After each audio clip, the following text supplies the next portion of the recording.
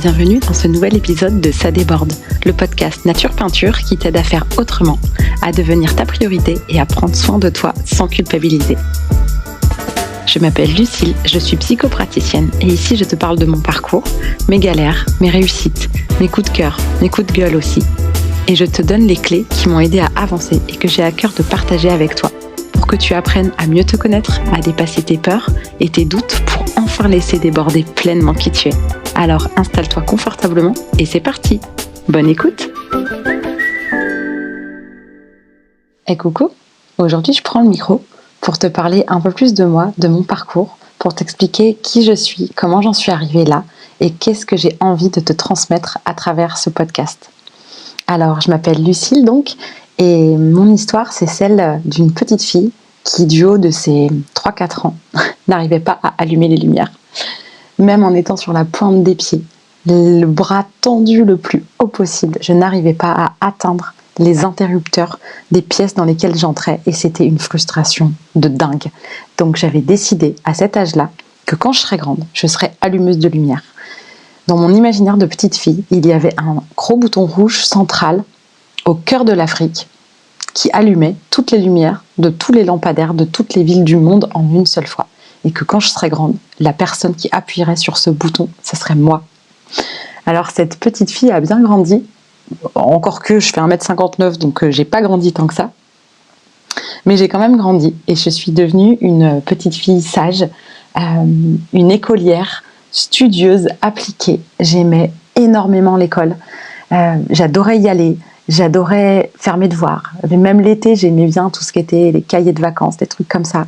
J'adorais faire des exercices, lire les consignes, comprendre l'exercice, travailler, y arriver, répondre aux attentes qui étaient claires, limpides. Je savais ce qu'on attendait de moi et je n'avais plus qu'à y répondre. Et je trouvais ça tellement rassurant et tellement satisfaisant de me sentir réussir et de me sentir valorisée et rassurée.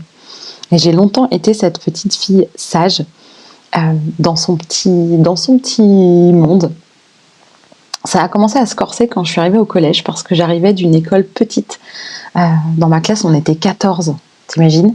Et je débarquais dans un collège de 1500 élèves. Et là, ça a été un enfer pendant 4 ans. Ça a été compliqué au niveau relationnel, émotionnel. Il y a eu tellement de choses. J'ai gardé vraiment, j'ai des plaies, je pense, qui se sont ouvertes à cette époque-là, et je pense même que certaines ne sont pas tout à fait refermées, mais ça a été le début d'une période extrêmement dure. Je garde vraiment un très très mauvais souvenir de cette période de collège. Au lycée, ça s'est apaisé, mais par contre, c'est posé une autre question de qu'est-ce que je vais faire de ma vie. Les questions d'orientation viennent beaucoup, et moi je disais que je voulais être maman, et que finalement, un boulot ou un autre, je m'en foutais, que c'était bien secondaire. Donc j'avais pas, comme je voyais certains, une vocation, une envie, un domaine particulier qui m'inspirait, ou qui m'intéressait plus qu'un autre. En plus, j'étais assez curieuse, je le suis toujours d'ailleurs, et toutes les matières m'intéressaient. J'ai jamais eu un déclic pour une matière en particulier, ou vraiment une aversion pour une autre. Donc j'ai fait une filière éco, parce que c'était ce qu'il y avait de plus large et qui potentiellement me fermait le moins de portes, étant donné que je ne savais pas où je voulais aller. Je me suis dit que j'allais me fermer le moins de portes. J'ai eu mon bac. À l'issue de mon bac, je ne savais pas plus ce que je voulais faire, donc j'ai fait un IUT de gestion des entreprises et des administrations qui poursuivait logiquement mon cursus, mais toujours sans grande conviction.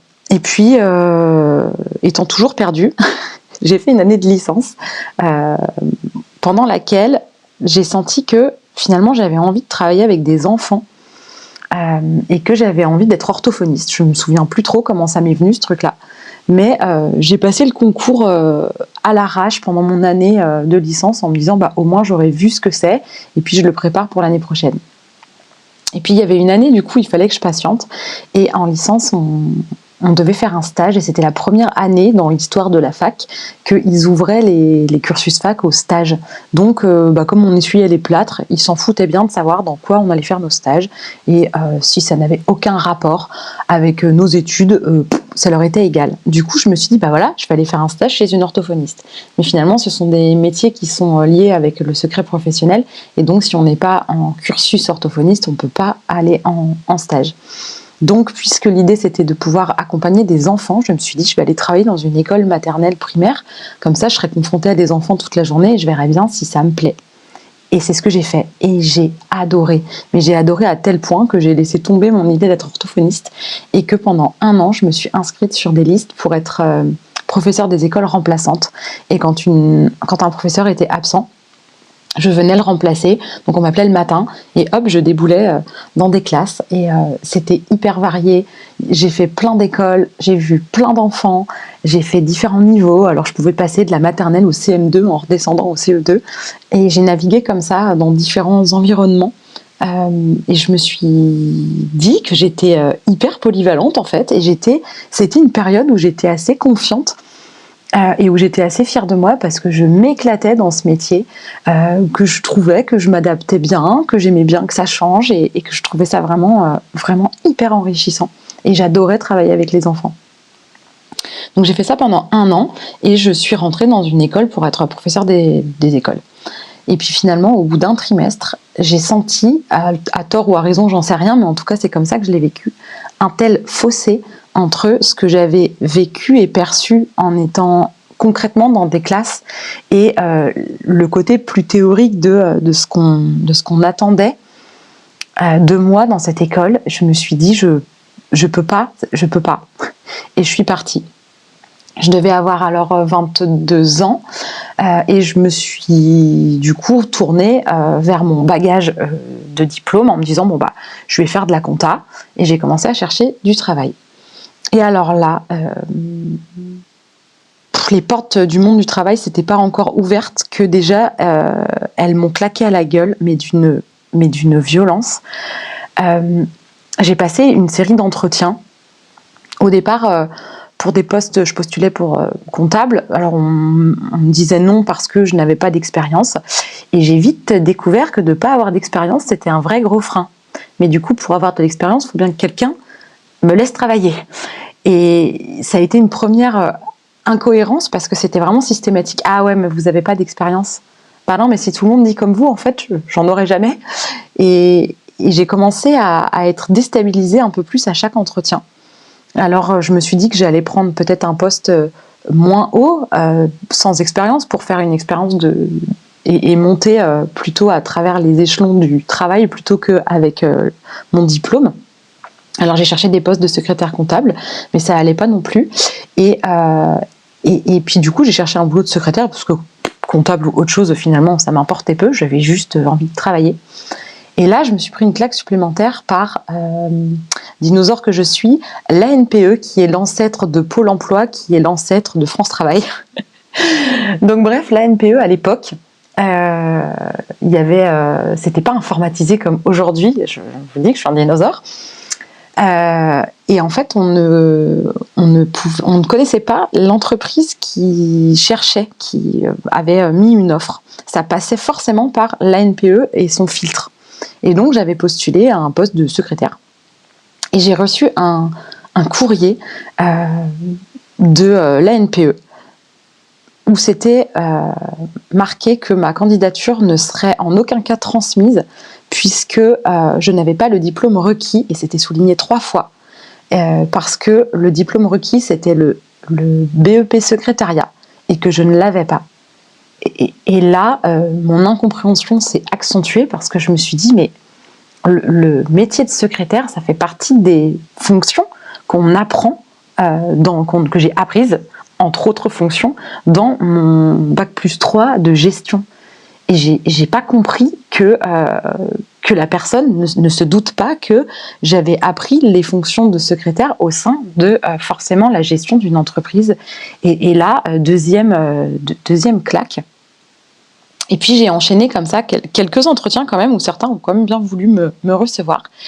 Et là, s'en est suivi une série de plusieurs entretiens qui se sont tous passés grosso modo de la même manière et qui m'ont juste décontenancé, décomposé et découragé un peu plus à chaque fois, et qui n'ont fait qu'augmenter cette espèce d'incompréhension du monde dans lequel j'étais amenée à évoluer. et à trouver ma place. Grosso modo, quand j'arrivais aux entretiens, on me reprochait des trucs qui n'allaient pas ensemble, du genre. Alors nous, on voudrait que vous ayez bac plus 10, que vous ayez moins de 30 ans pour être fraîche quand même, faut pas déconner, que vous ayez déjà fait vos enfants et qu'ils soient quand même un peu grands, parce qu'on sait ce que c'est, une femme qui tombe enceinte et qui a des enfants en bas âge, c'est quand même un peu la galère. Et puis, ça aurait été bien que vous ayez de l'expérience aussi. Donc en gros, il fallait que j'ai moins de 30 ans, 3 enfants, bac plus 10, 10 à 15 ans d'expérience, tout ça pour le SMIC. En vrai, je caricature à peine. J'ai pas su quoi répondre à tous ces entretiens-là. Et on a même été jusqu'à me dire que mon parcours était d'une incohérence rare, que manifestement j'étais une girouette qui sait pas ce qu'elle veut, que ça montrait quand même une grande instabilité et que j'étais quelqu'un de pas fiable. Et que quoi qu'il arrive, je ne constituerai jamais un élément intéressant pour une entreprise. On m'a dit ça, j'avais 22 ans. Je me suis effondrée. Et je suis restée muette. Aujourd'hui, crois-moi, ça se passerait pas comme ça. Et souvent, je repense à cette période-là et à ces entretiens-là, et je me dis, mais j'aimerais tellement remonter le temps et faire cet entretien avec le recul et l'aplomb que j'ai acquis au travers de diverses expériences. Et je me ferai un malin plaisir de mener cet entretien bien différemment et de ne pas rester muette et atterrée devant cette avalanche de... ça frise l'insulte, franchement, parce que je caricature pas ce que je raconte. Vraiment, je suis tombée de ma chaise. Aujourd'hui, si je devais passer un entretien comme ça, mais j'adorerais, ceci dit. Ça viendrait venger la pauvre petite Lucille de 20 ans qui s'en prend plein la gueule. Mais aujourd'hui, si je devais avoir affaire à un entretien comme ça, je dirais à la personne, sachant que l'intégralité de ce que vous êtes en train de me reprocher est écrit noir sur blanc sur mon CV. Ça veut dire que soit vous n'avez même pas pris la peine de lire mon CV et que vous m'avez fait venir et qu'au final, c'est une perte de temps pour moi et pour vous, et que du coup, manifestement, vous n'êtes pas très consciencieux dans votre manière de travailler. Ou alors, vous savez très bien ce qu'il y a dans mon CV, que c'est peut-être pas tant que ça un problème, mais que c'est une méthode pour venir voir ce que j'ai dans les tripes face à l'adversité. Et en fait, dans les deux cas, j'ai juste pas du tout envie de travailler avec vous.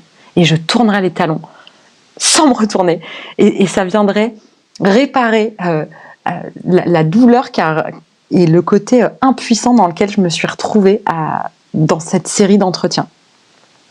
Donc là, je te laisse imaginer comment j'étais pas trop bien dans mes pompes et comment je me suis demandé comment j'allais trouver une place dans ce monde auquel je comprenais manifestement pas grand-chose.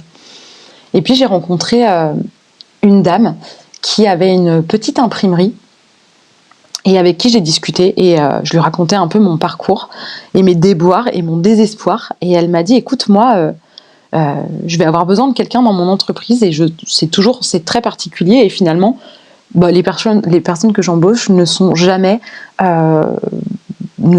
en fait sur le papier bien. Il faut apprendre sur le tas. Donc quitte à embaucher quelqu'un qui correspondra pas de toute façon, je me fous bien de ton parcours du moment que tu es prête à apprendre un boulot sur le tas. Moi je me fous de ce que tu as fait avant si tu es prête à apprendre. Et j'ai dit carrément. Et je me suis retrouvée dans cette imprimerie à apprendre à être assistante technico-commerciale où j'ai appris le boulot de maquettiste qui m'a beaucoup servi par la suite d'ailleurs pour faire mon logo et toute ma com. Ce sont vraiment des compétences qui m'ont énormément servi, que j'ai adoré découvrir. C'était une toute petite entreprise, on était 9 et du coup c'était très polyvalent. Je me suis retrouvée à sticker des bus, des vitrines, à créer des faire-part de naissance, des cartes de visite, à apprendre des logiciels informatiques, un peu de graphisme et de mise en page. Il y avait beaucoup de machines, outils, j'ai plié des plans gigantesques dans une machine incroyable. Je me suis découvert une passion pour le découpage au massicot. J'aurais pu découper des heures avec le massicot, je trouvais ça fabuleux. Je me suis éclatée. Il y avait vraiment plein de choses quand j'y pense. C'était vraiment un boulot qui me plaisait incroyablement et ça a été une super période de ma vie. Et puis je suis tombée enceinte de ma fille et cette idée que je voulais être maman et que c'était ma priorité, finalement n'avait pas disparu, même si j'aimais beaucoup mon travail. Je me voyais pas reprendre le travail quelques mois après la naissance de mon bébé et j'avais vraiment envie de pouvoir être auprès d'elle jusqu'à ce qu'elle aille à l'école. Alors j'ai pris un congé parental et pendant ce congé parental, je suis tombée enceinte de mon fils et j'ai réussi à faire ce que j'avais toujours rêvé de faire, c'est-à-dire ne pas travailler jusqu'à ce que mes 2 enfants soient à l'école. Et donc quand mon fils a eu 3 ans, ça faisait 5 ans que je m'occupais d'eux et il était temps pour moi de rechercher du travail. Entre-temps, on était parti des Côtes-d'Armor, d'où je suis originaire, pour arriver dans le Finistère Sud, du côté de Quimper, où je suis toujours aujourd'hui. Et donc, je me suis mise, après 5 ans d'arrêt, à rechercher du travail avec quand même la boule au ventre, parce qu'après aussi longtemps, j'étais pas du tout sereine. Et puis, mine de rien, de passer de maman avec mes enfants toute la journée à reprendre un travail à plein temps, j'avoue que j'y allais pas forcément de gaieté de cœur. Pour autant, je me voyais pas non plus rester à la maison à attendre que mes enfants rentrent de l'école. Donc voilà, c'était quand même un choix, mais qui n'était pas si évident. J'ai trouvé un travail très vite, ce qui m'avait surpris d'ailleurs, parce que j'avais peur, vu le trou dans le CV, j'avais peur de galérer. Et vu ma première expérience du monde du travail, j'avais vraiment peur de galérer. Et j'ai trouvé assez vite, très vite même. Et le petit clin d'œil étant que c'était pour remplacer une femme qui allait partir en congé maternité puis parental, ce dont moi je sortais tout juste. Alors je suis arrivée dans cette entreprise où rien ne s'est bien passé. J'ai été coincée par la nature même de mon contrat pendant 2 ans. Et crois-moi, j'ai fait tout ce que j'ai pu pour partir de là. J'ai même été voir une avocate spécialisée dans le droit du travail pour savoir s'il y avait une faille dans ce putain de contrat pour que je puisse partir, et non. Donc j'avais visiblement dans mon parcours cette expérience-là à vivre, et tout enfer que ça ait été, ça m'a vraiment apporté 2 grandes clés. La première, c'est que j'ai découvert que j'avais un aplomb et une capacité à me positionner qui dépassait largement ce dont je me croyais capable.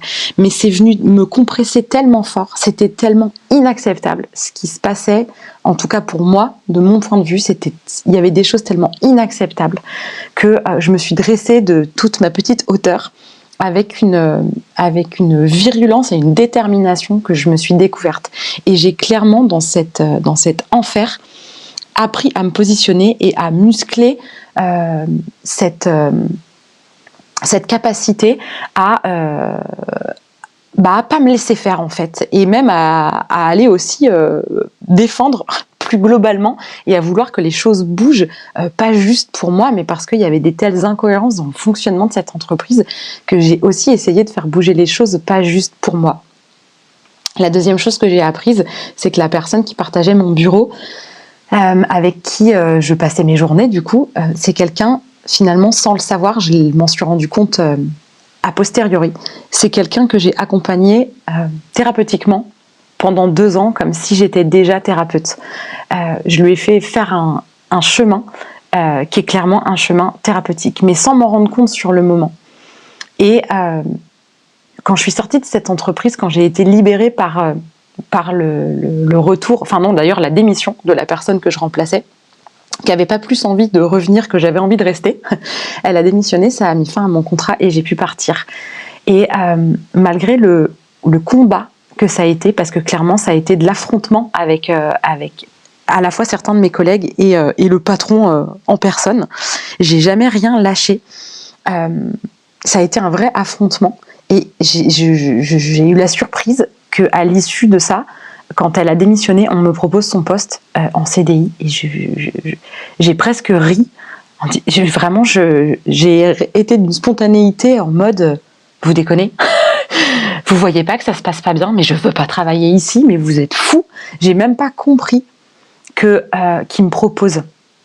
vu comment ça avait été de l'affrontement.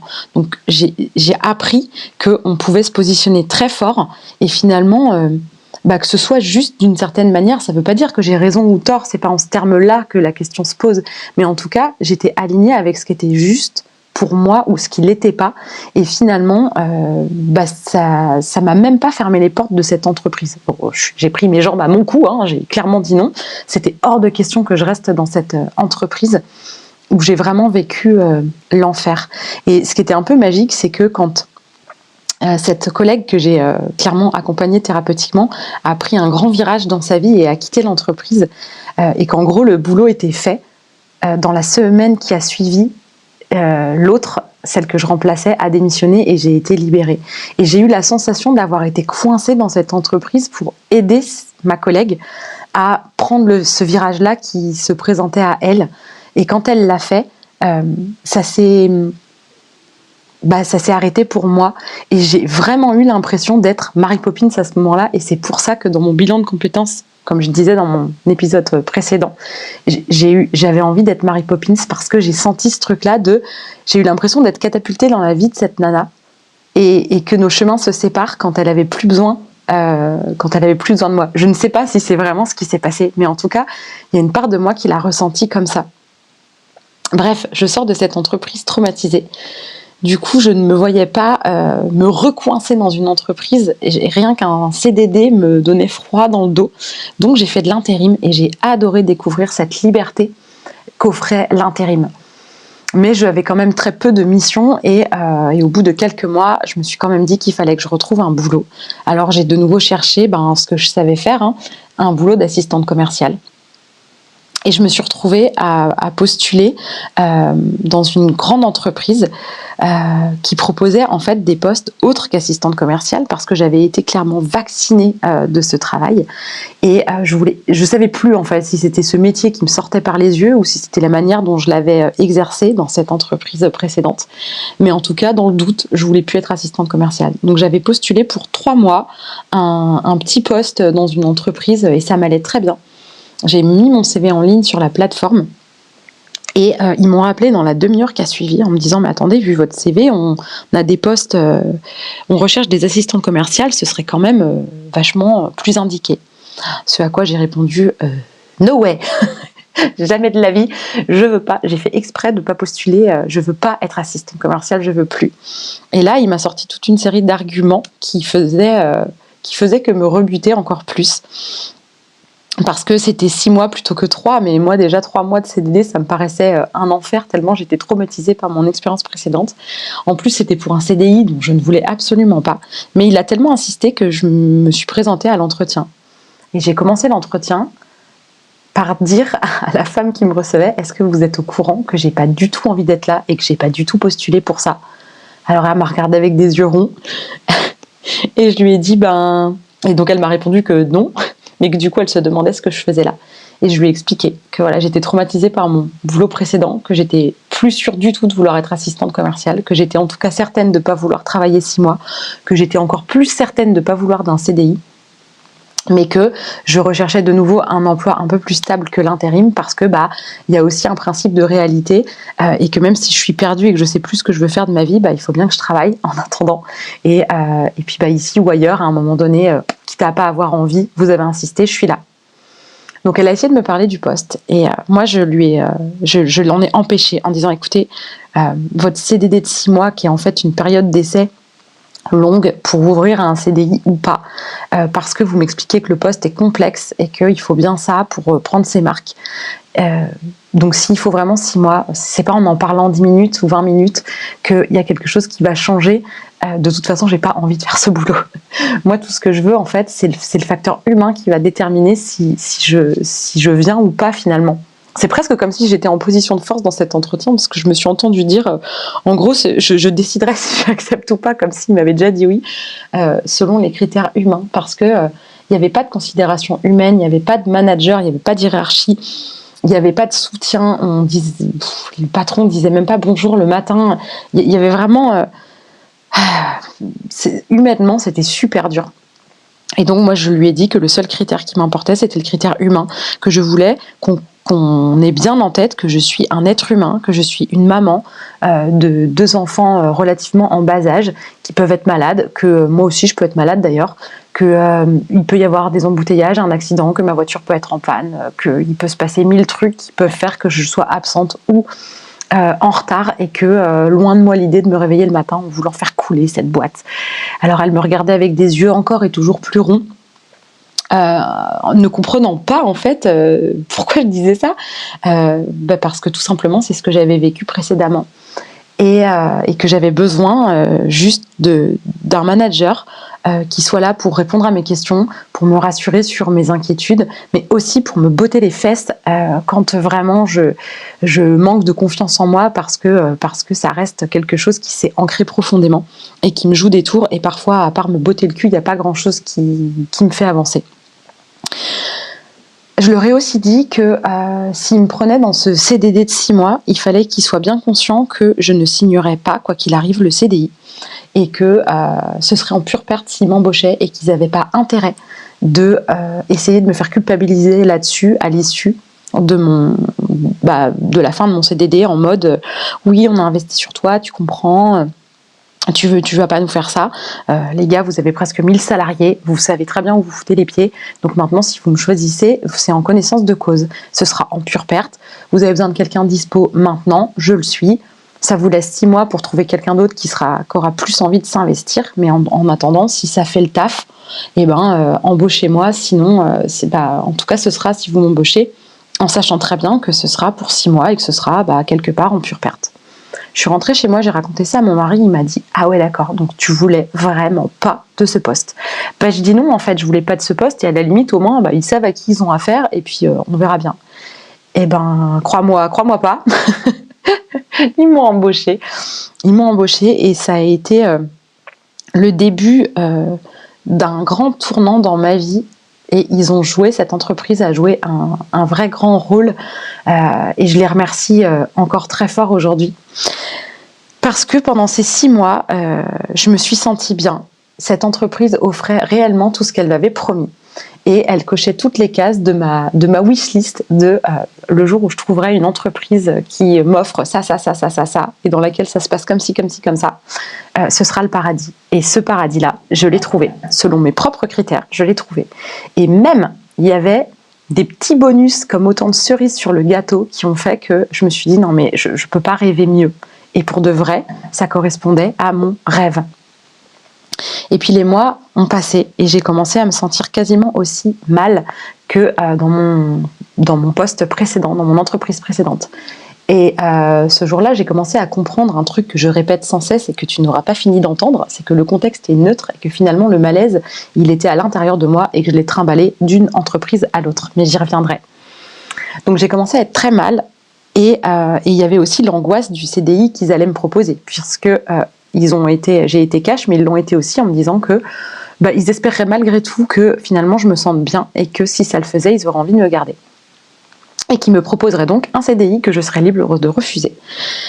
Et donc je sentais que le CDI allait m'être proposé et j'ai commencé à aller vraiment avec la boule au ventre à mes entretiens hebdomadaire avec ma responsable jusqu'au jour où j'ai fondu en larmes dans son bureau en lui disant que j'étais en panique à l'idée qu'elle me pose le CDI sous le nez parce que je sentais au plus profond de moi que j'avais tout sauf envie de le signer, que je me projetais à aucun prix dans cette entreprise qui pourtant correspondait réellement à tous mes critères.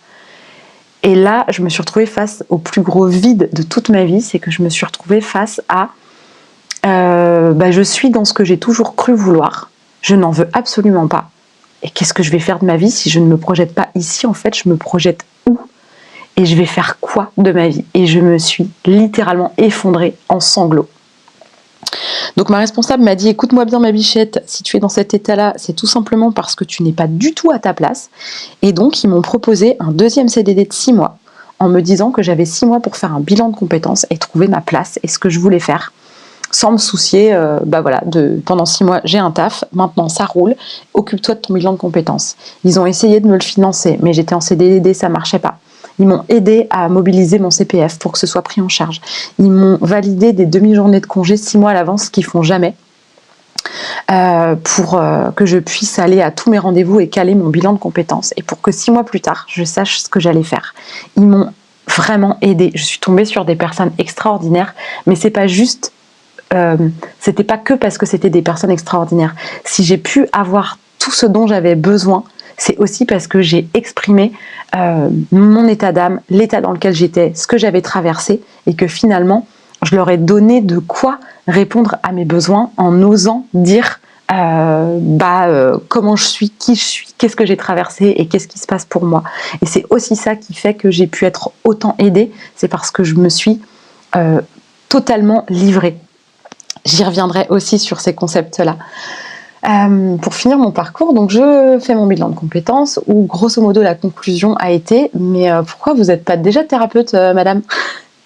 Et c'est là en fait qu'elle m'a fait remarquer que finalement ma manière de me comporter avait toujours été thérapeutique, et c'est là où j'ai fait le lien avec ma collègue dans l'expérience précédente, et je me suis rendu compte aussi que tout au long de ma vie j'ai toujours attiré les confidences, qu'on est toujours venu se confier à moi. Peu importe l'âge que j'avais, quand j'étais même adolescente, c'était toujours à moi qu'on venait se confier. Et finalement, j'ai toujours eu ce rôle d'écoute et cette posture très thérapeutique. Alors ça a sonné comme une évidence, même si tu apprendras aussi que je déteste ce mot, parce qu'il faut mettre des mots sur les évidences, sinon on attend en fait... Tu vois, dans cette grande entreprise où on m'a tant aidée, si j'avais juste croisé les bras en partant du principe que c'était quand même évident qu'il y avait un truc qui allait pas et que j'avais besoin d'aide, mais sans le dire, j'aurais pris leur absence de proposition et pour une soit de l'ignorance, soit du fait qu'ils s'en foutaient royalement, alors qu'en réalité c'était évident que pour moi, et une évidence, il faut mettre des mots dessus. Mais j'y reviendrai, tu supporteras plus de m'entendre parler des évidences, parce que ça c'est vraiment mon cheval de bataille. Attends, j'en perds mes mots, dis donc. Donc je me retrouve dans ce bilan de compétences à avoir eu envie d'être Mary Poppins parce que je voulais son sac et que je voulais ses pouvoirs magiques. Je me souviens encore de la tête de la nana qui faisait le bilan de compétences, qui me dit « Vous êtes sérieuse, vous voulez vraiment des pouvoirs magiques ?» Ben oui. Bien sûr que je veux des pouvoirs magiques, c'est quand même génial d'avoir des pouvoirs magiques. Donc elle a vraiment noté ça dans mon bilan de compétences, en étant un peu ahurie et en même temps amusée. Et aujourd'hui, finalement, je suis cette Mary Poppins, je suis cette personne que vous n'avez pas du tout envie d'avoir dans votre vie, dont vous voudriez pouvoir vous passer, mais où vous êtes là quand même. Et quand finalement on commence à passer des meilleurs moments et que limite on aurait envie d'aller boire un café et qu'en fait vous avez plus besoin de moi, et vous repartez dans votre vie. Et clairement, je suis cette Mary Poppins. J'ai un sac à main rempli d'outils pour t'aider à avancer. Et j'ai des pouvoirs magiques. Je le pense vraiment, c'est ça le pire. Mais peu importe en fait si on me trouve ridicule ou si on me prend pour une folle. Moi j'aime bien voir la vie avec des yeux d'enfant finalement. J'aime bien voir la magie d'une synchronicité, ou quand je fais un soin énergétique, ou la magie de l'intuition. Bref, j'aime bien dire que c'est magique, ou la magie des oracles aussi. Donc en tout cas, je vois de la magie partout avec ces yeux d'enfant. Et ces yeux d'enfant, c'est les yeux de qui finalement? C'est les yeux de la petite fille que j'étais, qui rêvait d'être allumeuse de lumière. Et finalement, cette petite fille-là, elle me regarde aujourd'hui et je crois que son cœur est rempli de joie, parce que finalement, qu'est-ce que je fais de mon quotidien? Mais j'allume des lumières. Alors, pas celles qu'elle imaginait, j'allume pas des lampadaires dans le monde entier. Par contre, j'allume quand même des lumières magnifiques. J'allume ta lumière, celle qui est à l'intérieur de toi et de tous ceux que je croise. C'est vraiment ce que je m'évertue à faire, à rallumer la lumière et à faire en sorte que tu la vois et que tu la laisses déborder. Laisse déborder ta lumière. Franchement, arrête de te cacher, arrête de te diminuer.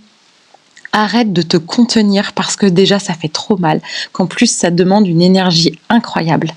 Montre qui tu es, déborde, bordel, déborde.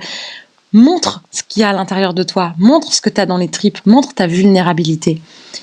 J'aimerais réussir à te transmettre un peu de cette force qui va t'aider à affronter ta vulnérabilité.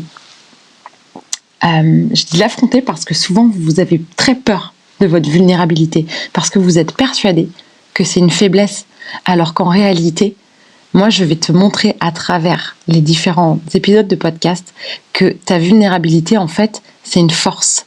Je t'assure, se montrer vulnérable, exprimer ses besoins, on a tout à y gagner, je t'assure.